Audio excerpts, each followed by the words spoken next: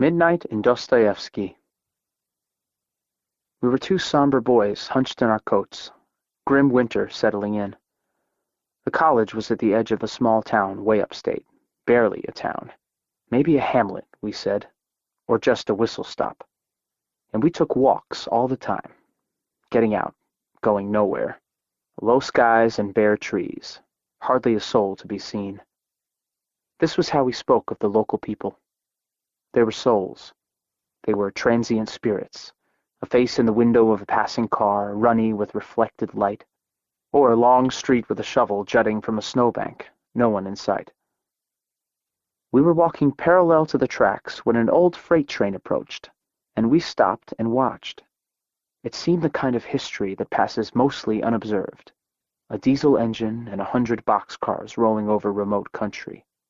And we shared an unspoken moment of respect, Todd and I, for times past, frontiers gone, and then walked on, talking about nothing much but making something of it.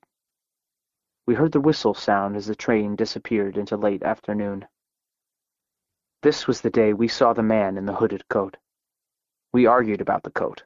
Loden coat, anorak, parka. It was our routine. We were ever ready to find a matter to contest. This was why the man had been born, to end up in this town wearing that coat. He was well ahead of us and walking slowly, hands clasped behind his back. A smallish figure, turning now to enter a residential street and fade from view. A Loden coat doesn't have a hood. A hood isn't part of the context, Todd said. It's a parka or an anorak. There's others. There's always others. Name one. Duffel coat. There's duffel bag. There's duffel coat. Does the word imply a hood? The word implies toggles. The coat had a hood. We don't know if the coat had toggles. Doesn't matter, I said, because the guy was wearing a parka. Anorak is an Inuit word. So what? I say it's an anorak, he said. I tried to invent an etymology for the word parka, but couldn't think fast enough. Todd was on another subject, the freight train, laws of motion, effects of force, sneaking in a question about the number of boxcars that trailed the locomotive. We hadn't stated in advance that a tally would be taken, but each of us had known that the other would be counting, even as we spoke about other things. When I told him now what my number was, he did not respond, and I knew what this meant. It meant that he'd arrived at the same number. This was not supposed to happen. It unsettled us. It made the world flat. And we walked for a time in a chagrined silence. Even in matters of pure physical reality, we depended on a friction between our basic faculties of sensation, his and mine, and we understood now that the rest of the afternoon would be spent in the marking of differences. We headed back for a late class. An anorak is substantial. The thing he was wearing looked pretty flimsy, I said, and an anorak would have a fur-lined hood. Consider the origin of the word. You're the one who brought up the Inuits. Wouldn't an Inuit use fur to line his hood? They have polar bear. They have walrus. They need coats with bulk and substance, top to bottom. We saw the guy from behind, he said. How do you know what kind of hood it was? From behind and from a distance. Consider the origin of the word. I was using his Inuit lore against him, forcing him to respond reasonably, a rare sign of weakness on his part. Todd was a determined thinker who liked to work a fact or an idea to the 7th level of interpretation. He was tall and sprawling, all bony framework, the kind of body not always in sync with its hinges and joints. Somebody said that he resembled the love child of storks. Others thought ostriches. He did not seem to taste food.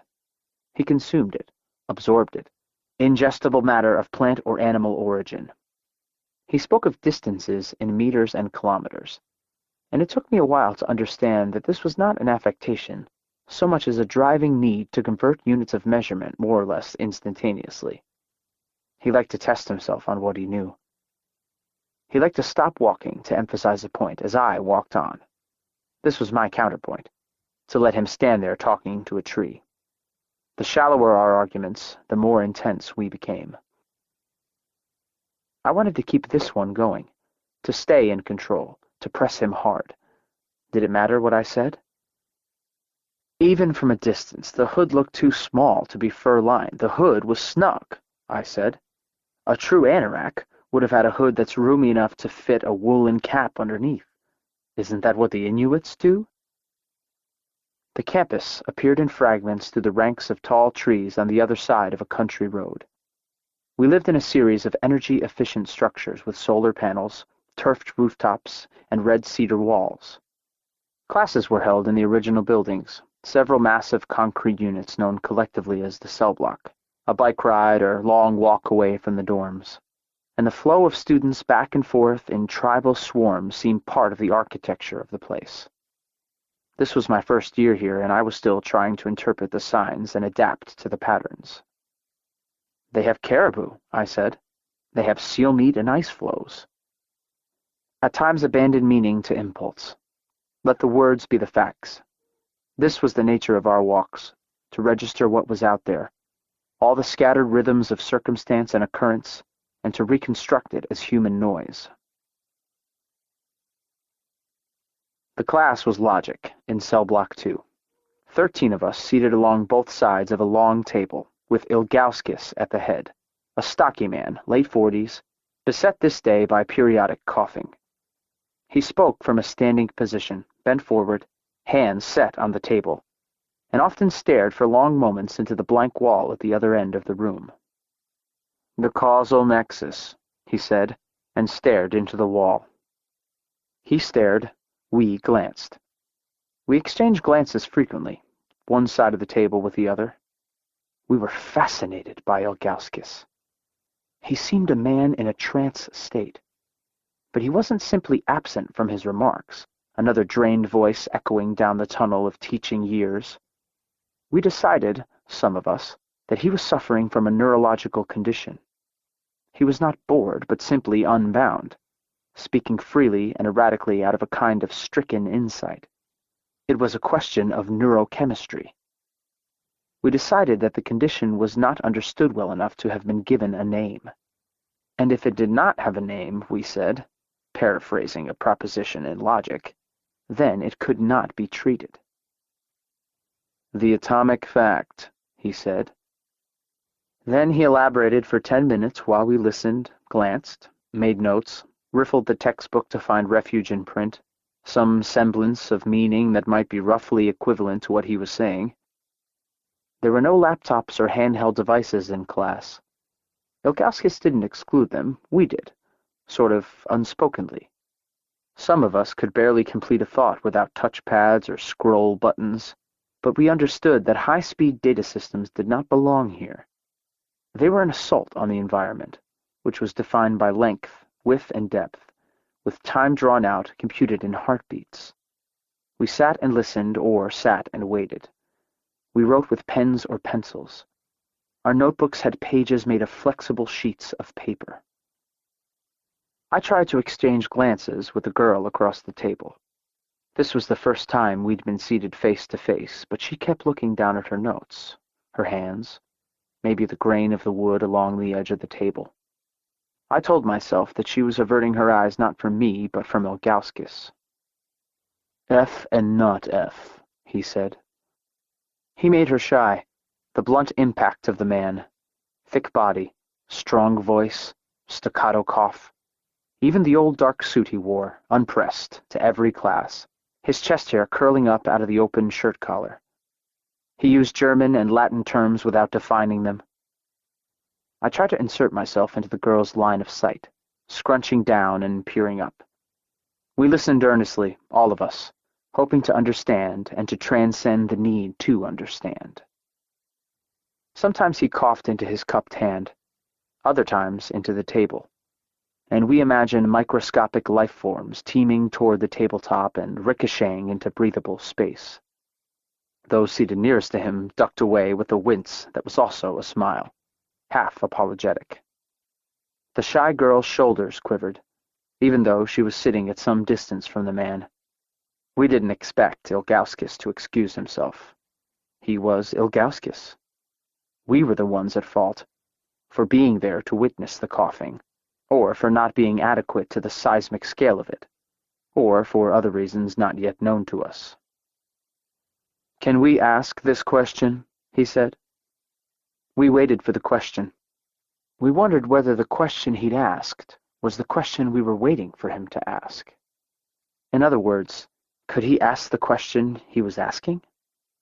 It was not a trick, not a game or a logical puzzle. Ilgowskis didn't do that. We sat and waited.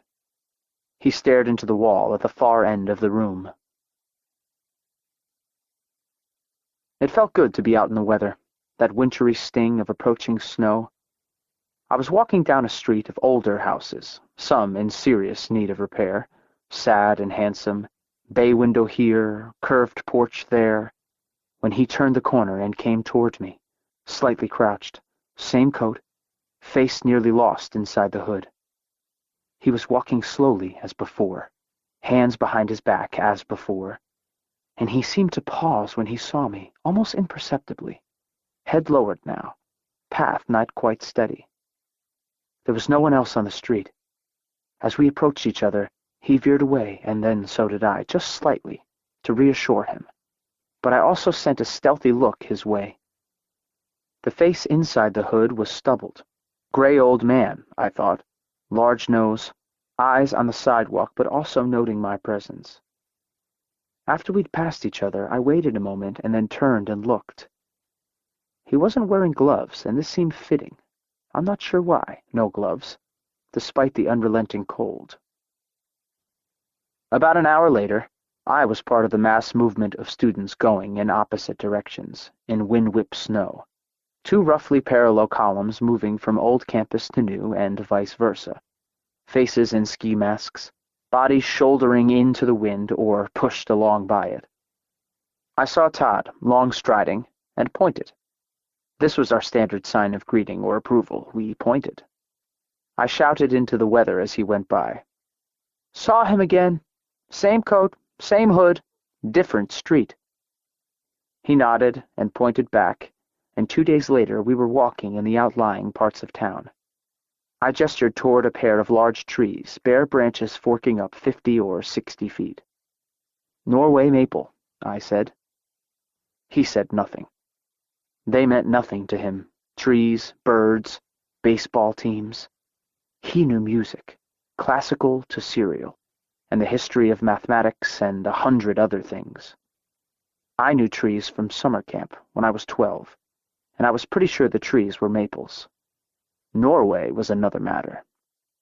I could have said red maple or sugar maple, but Norway sounded stronger, more informed. We both played chess. We both believed in God. Houses here loomed over the street, and we saw a middle-aged woman get out of her car and take a baby stroller from the rear seat and unfold it. Then she took 4 grocery bags from the car, one at a time, and placed each in the stroller. We were talking and watching. We were talking about epidemics, pandemics, and plagues, but we were watching the woman. She shut the car door and pulled the stroller backward over the hard-packed snow on the sidewalk and up the long flight of steps to her porch. "What's her name?" "Isabel," I said. "Be serious. We're serious people. What's her name?" "Okay, what's her name?" "Her name is Mary Frances." "Listen to me," he whispered. "Mary Frances. Never just Mary." "Okay, maybe." "Where the hell do you get Isabel?" He showed mock concern, placing a hand on my shoulder. "I don't know. Isabel's her sister. They're identical twins. Isabel's the alcoholic twin. But you're missing the central questions." "No, I'm not. Where's the baby that goes with the stroller?" "Whose baby is it?" he said. "What's the baby's name?" We started down the street that led out of town and heard aircraft from the military base. I turned and looked up, and they were there and gone, 3 fighter jets wheeling to the east. And then I saw the hooded man 100 yards away, coming over the crest of a steep street headed in our direction. I said, "Don't look now." Todd turned and looked. I talked him into crossing the street to put some space between the man and us. We watched from a driveway, standing under a weathered backboard and rim fastened to the ridge beam above the garage door. A pickup went by and the man stopped briefly, then walked on. "See the coat? No toggles," I said. "Because it's an anorak." "It's a parka. It was always a parka. Hard to tell from here, but I think he shaved. Or someone shaved him. Whoever he lives with. A son or daughter, grandkids." He was directly across the street from us now, moving cautiously to avoid stretches of unshoveled snow. "He's not from here," Todd said. "He's from somewhere in Europe. They brought him over. He couldn't take care of himself anymore. His wife died. They wanted to stay where they were, the two elderly people, but then she died." He was speaking distantly, Todd was, watching the man but talking through him, finding his shadow somewhere on the other side of the world. The man did not see us, I was sure of this.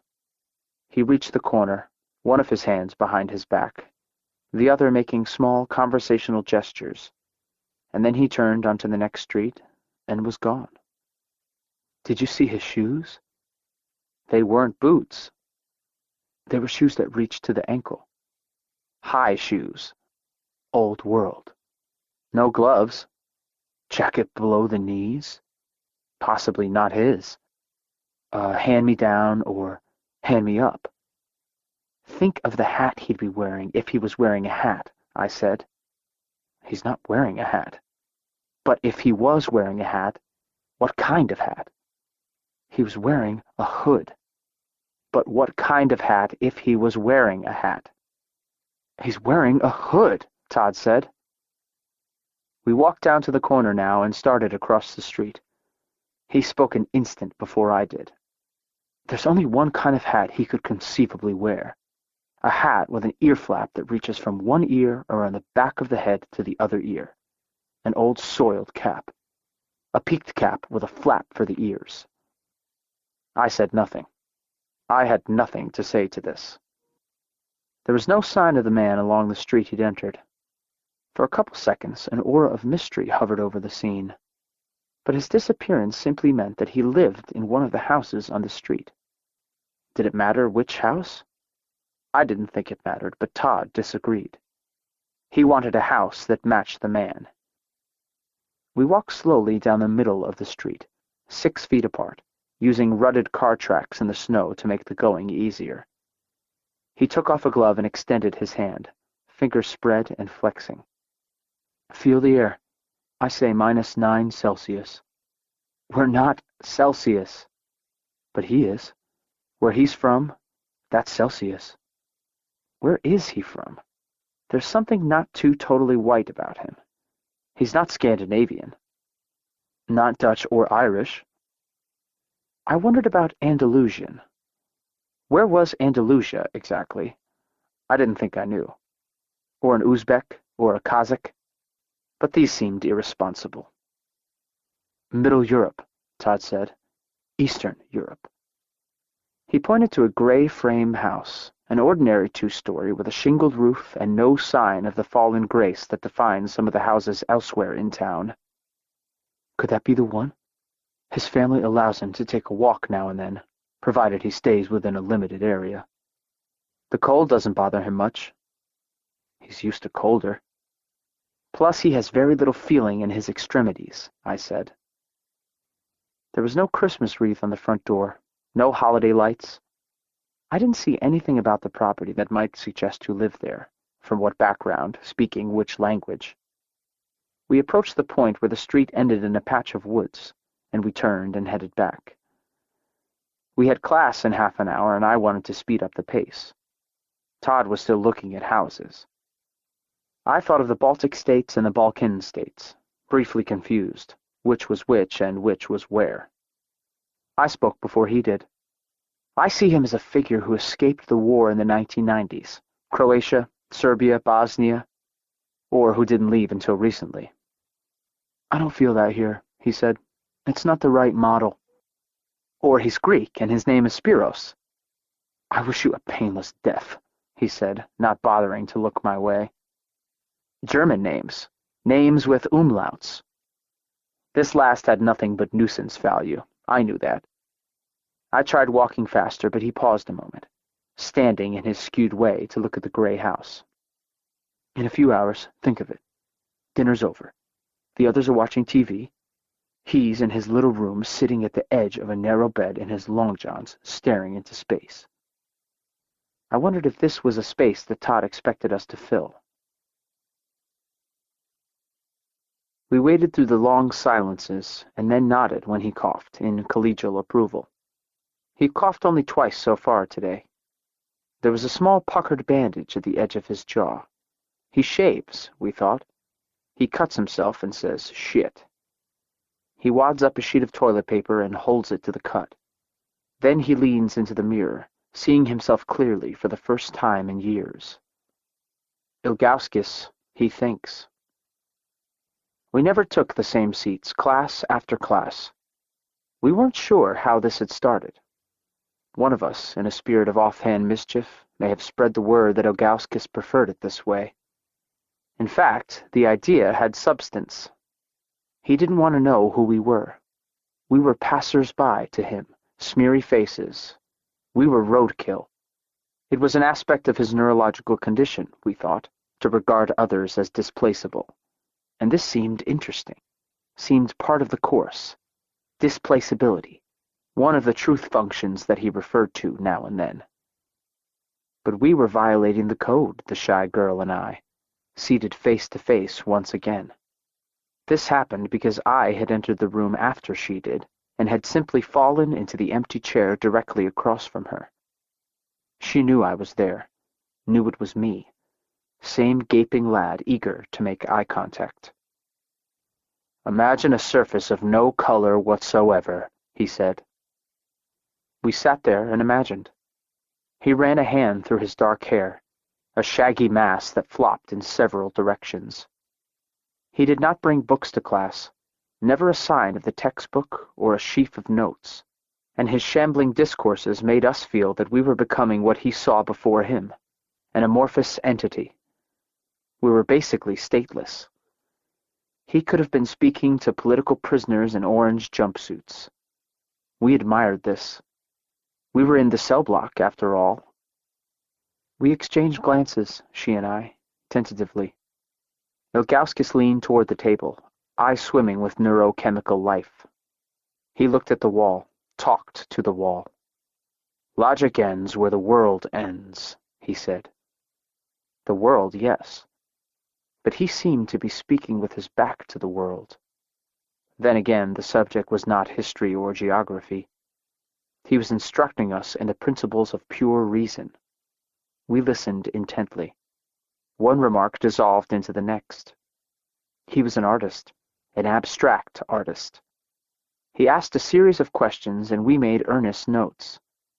The questions he asked were unanswerable, at least by us, and he was not expecting answers in any case. We did not speak in class. No one ever spoke. There were never any questions, student to professor. That steadfast tradition was dead here. He said, facts, pictures, things. What did he mean by things? We would probably never know. Were we too passive, too accepting of the man? Did we see dysfunction and call it an inspired form of intellect? We didn't want to like him, only to believe in him. We tendered our deepest trust to the stark nature of his methodology. Of course, there was no methodology. There was only Ilgowskis. He challenged our reason for being, what we thought, how we lived, the truth or falsity of what we believed to be true or false. Isn't this what great teachers do? The Zen masters and Brahmin scholars? He leaned toward the table and spoke about meanings fixed in advance. We listened hard and tried to understand. But to understand at this point in our study, months along, would have been confusing, even a kind of disillusionment. He said something in Latin, hands pressed flat to the tabletop. And then he did a strange thing. He looked at us, eyes gliding up one row of faces, down the other. We were all there, we were always there, our usual shrouded selves. Finally, he raised his hand and looked at his watch. It didn't matter what time it was. The gesture itself meant the class was over. A meaning fixed in advance, we thought. We sat there, she and I, while the others gathered books and papers and lifted coats off chair backs.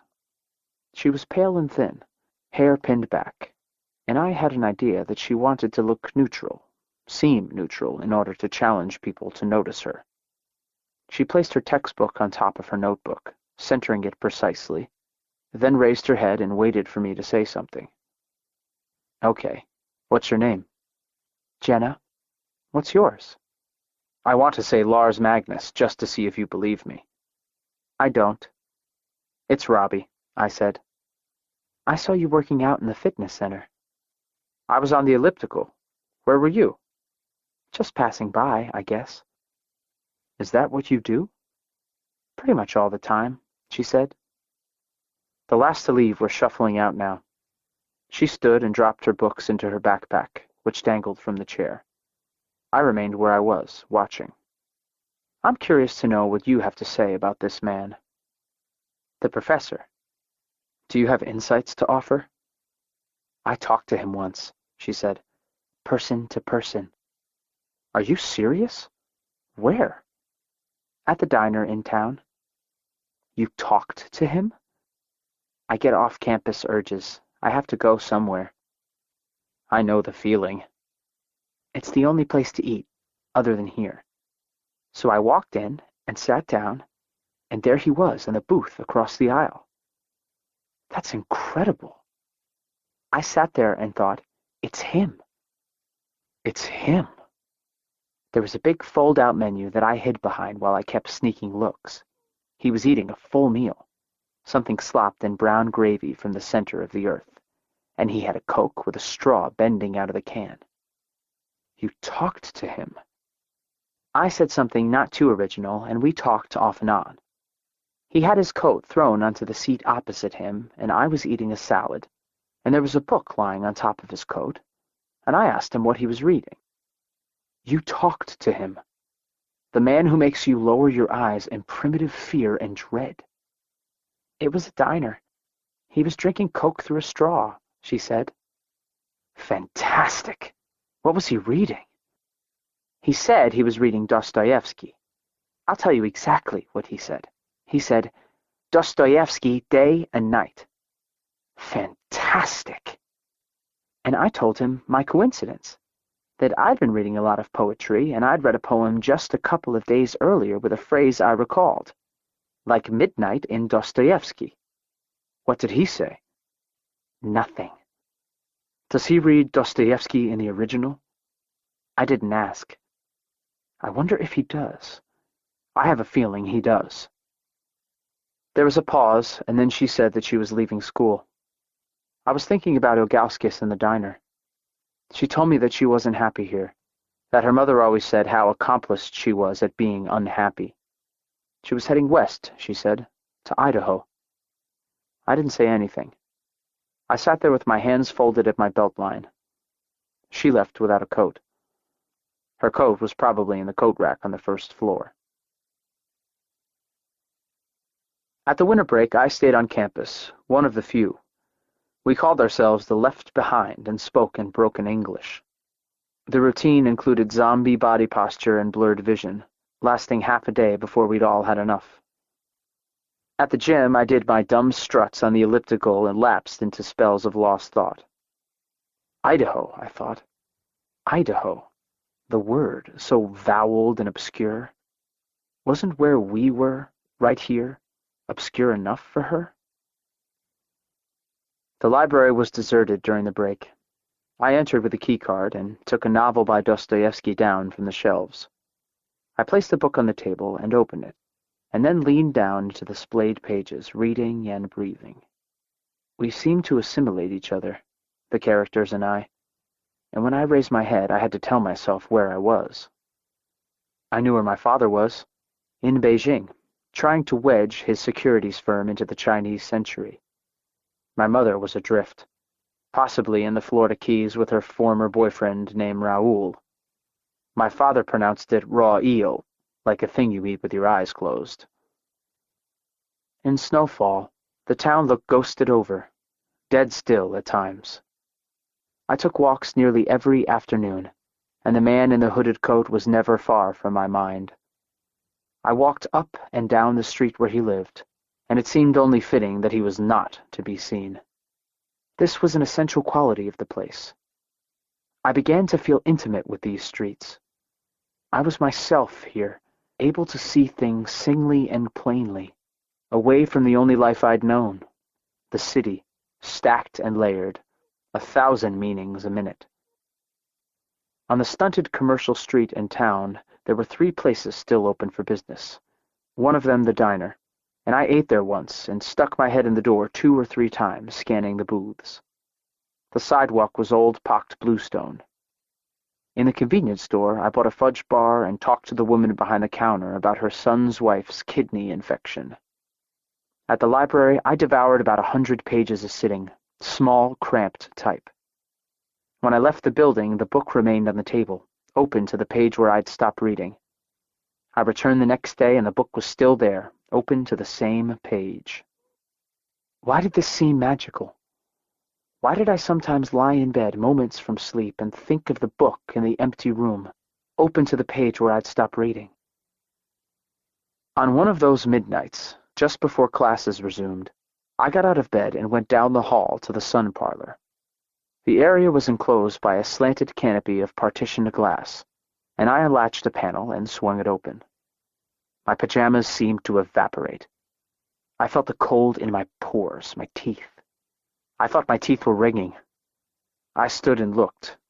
I was always looking. I felt childlike now, responding to a dare. How long could I take it? I peered into the northern sky, the living sky, my breath turning to little bursts of smoke as if I were separating from my body. I'd come to love the cold, but this was idiotic, and I closed the panel and went back to my room. I paced a while, swinging my arms across my chest, trying to roil the blood, warm the body. And 20 minutes after I was back in bed, wide awake, the idea came to mind. It came from nowhere, from the night, fully formed, extending in several directions. And when I opened my eyes in the morning, it was all around me, filling the room. Those afternoons, the light died quickly, and we talked nearly non-stop, race-walking into the wind. Every topic had spectral connections, Todd's congenital liver condition shading into my ambition to run a marathon, this leading to that, the theory of prime numbers to the living sight of rural mailboxes set along a lost road. 11 standing units, rusted over and near collapse. A prime number, Todd announced, using his cell phone to take a picture. One day we approached the street where the hooded man lived. This was when I told Todd about the idea I'd had, the revelation in the icy night. I knew who the man was, I said. Everything fit, every element. The man's origins, his family ties, his presence in this town. He said, "Okay." First, he's a Russian. A Russian. He's here because his son is here. He doesn't have the bearing of a Russian. The bearing? What's the bearing? His name could easily be Pavel. No, it couldn't.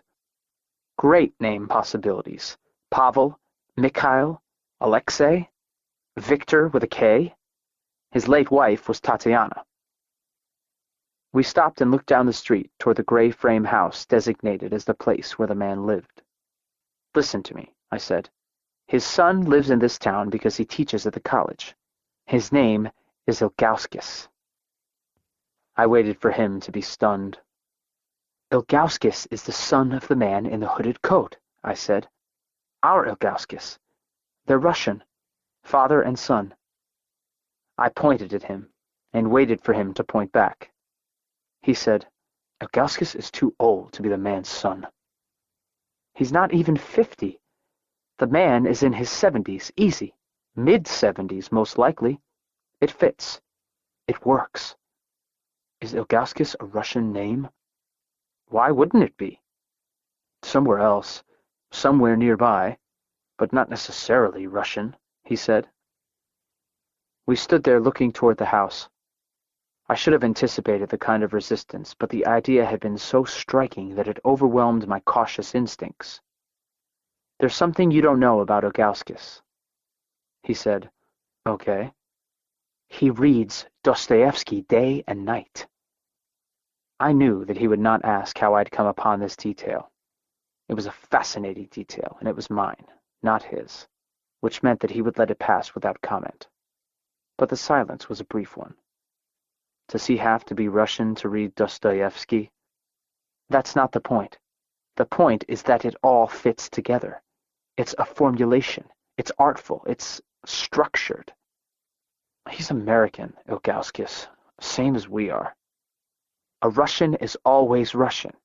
He even speaks with a slight accent. I don't hear an accent. You have to listen. It's there, I said. I didn't know whether it was there or not.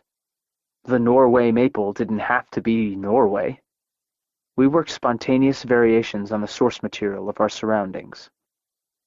You say the man lives in that house. I accept this, I said. I say he lives there with his son and his son's wife. Her name is Irina. And the son, Ilgowskis, so-called. His first name? We don't need a first name. He's Ilgowskis. That's all we need, I said. His hair was mussed, suit jacket dusty and stained, ready to come apart at the shoulder seams. He leaned into the table, square-jawed, sleepy-looking. If we isolate the stray thought, the passing thought, he said, the thought whose origin is unfathomable, then we begin to understand that we are routinely deranged, everyday crazy. We loved the idea of being everyday crazy. It rang so true, so real. In our privatest mind, he said, there is only chaos and blur. We invented logic to beat back our creatural selves. We assert or deny. We follow M with N. Our privatest mind, we thought. Did he really say that? The only laws that matter are laws of thought. His fists were clenched on the tabletop, knuckles white. The rest is devil worship, he said. We went walking, but did not see the man. The wreaths were mostly gone from the front doors, and the occasional bundled figure scraped snow off a car's windshield. Over time, we began to understand that these walks were not casual off-campus rambles. We were not looking at trees or boxcars, as we normally did, naming, counting, categorizing. This was different. There was a measure to the man in the hooded coat, old stooped body, face framed in monkish cloth, a history, a faded drama. We wanted to see him one more time. We agreed on this, Todd and I, and collaborated in the meantime on describing his day. He drinks coffee black from a small cup and spoons cereal out of a child's bowl. His head practically rests in the bowl when he bends to eat.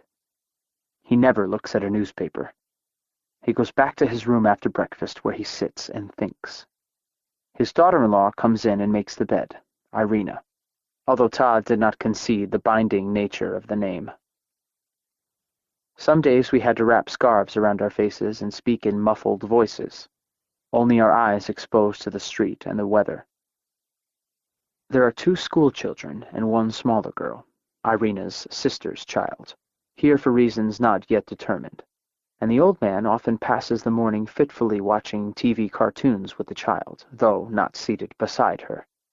He occupies an armchair well away from the TV set, dozing now and then. Mouth open, we said. Head tilted and mouth hanging open. We weren't sure why we were doing this, but we tried to be scrupulous, adding new elements every day, making adjustments and refinements, and all the while scanning the streets, trying to induce an appearance through joint force of will. Soup for lunch. Every day it's soup, homemade. And he holds his big spoon over the soup bowl, the old country bowl, in a manner not unlike the child's, ready to plant a trowel and scoop. Todd said that Russia was too big for the man. He'd get lost in the vast expanse. Think about Romania, Bulgaria, better yet, Albania. Is he a Christian? A Muslim? With Albania, he said, we deepen the cultural context. Context was his fallback word. When he is ready for his walk, Irina tries to help him button his parka, his anorak, but he shakes her off with a few brusque words. She shrugs and replies in kind. I realized I'd forgotten to tell Todd that Ilgowskis reads Dostoevsky in the original. This was a feasible truth, a usable truth. It made Ilgowskis, in context, a Russian. He wears trousers with suspenders, until we decided he didn't. It was too close to stereotype. Who shaves the old man? Does he do it himself? We didn't want him to. But who does it, and how often? This was my crystalline link. The old man to Ilgowskis, to Dostoevsky, to Russia. I thought about it all the time. Todd said it would become my life's work. I would spend my life in a thought bubble, purifying the link. He doesn't have a private toilet. He shares a toilet with the children, but never seems to use it.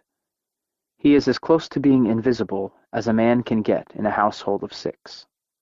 Sitting, thinking, disappearing on his walk. We shared a vision of the man in his bed at night, mind roaming back, the village, the hills, the family dead. We walked the same streets every day, obsessively, and we spoke in subdued tones even when we disagreed. It was part of the dialectic, our looks of thoughtful disapproval. He probably smells bad, but the only one who seems to notice is the oldest child, a girl, 13. She makes faces now and then, passing behind his chair at the dinner table. It was the 10th straight sunless day. The number was arbitrary, but the mood was beginning to bear in. Not the cold or the wind, but the missing light, the missing man. Our voices took on an anxious cadence. It occurred to us that he might be dead. We talked about this all the way back to campus. Do we make him dead? Do we keep assembling the life posthumously? Or do we end it now, tomorrow, the next day? Stop coming to town, stop looking for him? One thing I knew. He does not die Albanian. The next day, we stood at the end of the street where the designated house was located. We were there for an hour, barely speaking. Were we waiting for him to appear? I don't think we knew. What if he came out of the wrong house? What would this mean? What if someone else came out of the designated house? A young couple carrying ski equipment toward the car in the driveway? Maybe we were there simply to show deferential regard, standing quietly in the presence of the dead. No one emerged. No one went in. And we left feeling unsure of ourselves. Minutes later, approaching the railroad tracks, we saw him. We stopped and pointed at each other, holding the pose a moment. It was enormously satisfying. It was thrilling to see the thing happen, see it become 3-dimensional. He made a turn into a street at a right angle to the one we were on. Todd hit me on the arm, turned, and started jogging. Then I started jogging. We were going back in the direction we'd just come from. We went around one corner, ran down the street, went around another corner and waited. In time, he appeared, walking now in our direction. This was what Todd wanted, to see him head on. We moved toward him. He seemed to walk a sort of pensive route, meandering with his thoughts. I pulled Todd toward the curb with me so that the man would not have to pass between us. We waited for him to see us. We could almost count off the footsteps to the instant when he would raise his head. It was an interval drawn taut with detail. We were close enough to see the sunken face, heavily stubbled, pinched in around the mouth, jaw sagging. He saw us now and paused, one hand gripping the button at the front of his coat. He looked haunted inside the shabby hood. He looked misplaced, isolated. Someone who could easily be the man we were in the process of imagining. We walked on past and continued for 8 or 9 paces, then turned and watched. Oh, that was good, Todd said. That was totally worthwhile. Now we're ready to take the next step. There is no next step. We got our close look, I said. We know who he is. We don't know anything. We wanted to see him one more time. It lasted only seconds. What do you want to do, take a picture? My cell phone needs recharging, he said seriously. The coat is an anorak, by the way, definitely, up close. The coat is a parka. The man was 2.5 blocks from the left turn that would put him on the street where he lived. I think we need to take the next step. You said that. I think we need to talk to him. I looked at Todd. He wore a fixed smile, grafted on. That's crazy. It's completely reasonable, he said. We do that, we kill the idea. We kill everything we've done. We can't talk to him. We'll ask a few questions, that's all. Quiet. Low-key. Find out a few things. It's never been a matter of literal answers. I counted 87 boxcars. You counted 87 boxcars, remember? This is different, and we both know it. I can't believe you're not curious. All we're doing is searching out the parallel life, he said. It doesn't affect what we've been saying all this time. It affects everything. It's a violation. It's crazy. I looked down the street toward the man in question. He was still moving slowly, a little erratically, hands folded behind his back now, where they belonged. If you're sensitive about approaching him, I'll do it, he said. No, you won't. Why not? Because he's old and frail. Because he won't understand what you want. What do I want? A few words of conversation. If he shies away, I'm out of there in an instant. Because he doesn't even speak English. You don't know that. You don't know anything. He started to move away, and I clutched his arm and turned him toward me. Because you'll scare him, I said. Just the sight of you, freak of nature. He looked straight into me. It took time, this look. Then he pulled his arm away, and I shoved him into the street. He turned and started walking, and I caught up with him and spun him around and struck him in the chest with the heel of my hand. It was a sample blow, an introduction. A car came toward us and veered away, faces and windows. We began to grapple. He was too awkward to be contained, all angles, a mess of elbows and knees, and deceptively strong. I had trouble getting a firm grip and lost a glove. I wanted to hit him in the liver, but didn't know where it was. He began flailing in slow motion. I moved in and punched him on the side of the head with my bare hand. It hurt us both, and he made a sound and went into a fetal crouch. I snatched his cap and tossed it. I wanted to wrestle him down and pound his head into the asphalt, but he was too firmly set, still making the sound. A determined hum. Science fiction. He unfolded then, flushed and wild-eyed, and started swinging blind. I stepped back and half-circled, waiting for an opening. But he fell before I could hit him, scrambling up at once and starting to run. The hooded man was about to move out of sight, turning into his street. I watched Todd run, long, slack, bouncy strides. He would have to go faster if he expected to reach the man before he disappeared into the gray frame house, the designated house. I saw my lost glove lying in the middle of the street. Then Todd running, bareheaded, trying to skirt areas of frozen snow. The scene empty everywhere around him. I couldn't make sense of it. I felt completely detached. His breath visible, streams of trailing vapor.